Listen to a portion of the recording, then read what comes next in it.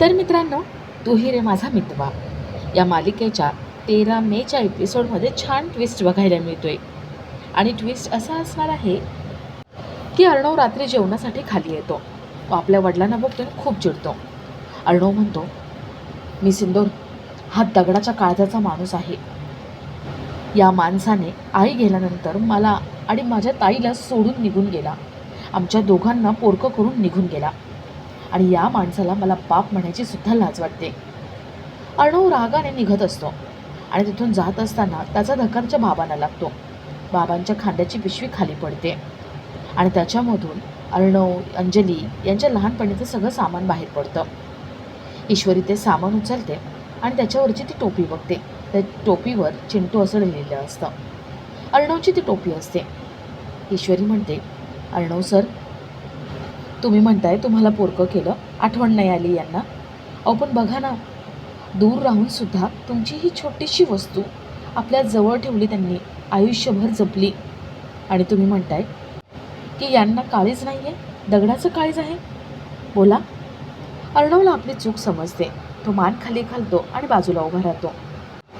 आता ईश्वरीच्या बोलण्यामुळे अर्णवला थोडंफार का होईना पण जाणवायला लागले की आपल्या बाबांची आपल्याला काळजी आहे आणि आपल्या बाबांना सुद्धा आपली काळजी आहे.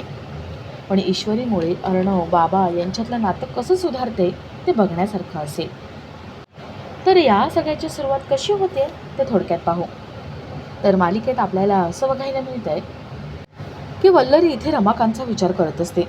तिला भीती वाटते की रमाकांतला जर कळलं की आपणच सगळं केलं असतं होतं आणि आपल्यामुळे सात्विकाने जीव दिला तर काय आपले खैर होणार नाही. रमाकांत आणि अर्णव दोघं आपल्याला सोडणार नाही. वल्लरीचा भीतीने थरकाप उडत असतो. तर इथे ईश्वरी अर्णवला समजावायचा प्रयत्न करत असते पण अर्णव काही ऐकून घ्यायला तयार नसतो. अर्णव दुखावला गेलाय. आपला बाप आपल्या घरी आलाय म्हटल्यावर त्याला खूप वाईट वाटत असतं. त्या माणसाचं तोंडसुद्धा बघूसं वाटत नाही.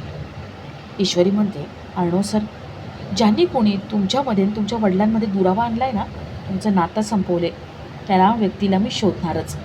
हे कोणीतरी मुद्दाम केले. आता मी गप्प बसणार नाही. अर्णवला पण जाणवत असतं की कोणीतरी हे सगळं मुद्दाम केले. तर दुसऱ्या दिवशी सगळे नाश्त्यासाठी एकत्र बसत असतात. राकेश बँगलोरवरून येतो. अंजली म्हणते, अहो, तुम्ही फॅमिलीचे हेड आहात, त्यामुळे इथे या खुर्चीवर तुम्ही बसायचं. अंजली राकेशला त्या खुर्चीवर बसायला सांगते आणि तेवढ्या तिथे ईश्वरी येते. ईश्वरी बाबांना सोबत घेऊन आलेली असते. ईश्वरी म्हणते, बाबा, तुम्ही आहात कुटुंबाचे हेड, त्यामुळे तुम्ही या खुर्चीवर बसायचं. राकेश मनात म्हणतो, हे सगळं काय चालू आहे? त्याला कळतं की रमाकांतला ईश्वरी घरी घेऊन आली आहे. अर्णवसुद्धा रागाने उठून गेला. राकेश मनात म्हणतो, चला आता याच्यामध्ये आग टाकूया आणि अंजली अर्णवला अजून भडकूया, मस्त तमाशा बघायला मिळेल. अंजली, अर्णव, राकेश नाश्ता न करता तिथून निघून जातात आणि ईश्वरी बाबांना नाश्त्यासाठी बसवते. थोड्या वेळाने राकेश मुद्दामच रूममध्ये येतो आणि अंजलीला म्हणतो, आपल्या बाळासोबत तुझ्या बाबांना खेळायला हवं ना, मी त्यांना सांगतो आपल्या बाळाला घेऊन जा म्हणून. अंजली म्हणते, त्या माणसाची सावली माझ्या बाळावर पडायला नको. तुम्हाला माहिती नाही तो माणूस कसा आहे. आणि मी तुम्हाला पण सांगून ठेवते, त्या माणसाशी एवढं गोड बोलण्याची गरज नाही. राकेश मनात म्हणतो, चला आता आग घालण्याचं काम तर झालं आहे, पण थोड्या वेळाने भडका उडेलच. राकेश ह्या सगळ्याची गंमत घेत असतो, मजा घेत असतो आणि आपला आजचा हा भाग इथेच संपतो.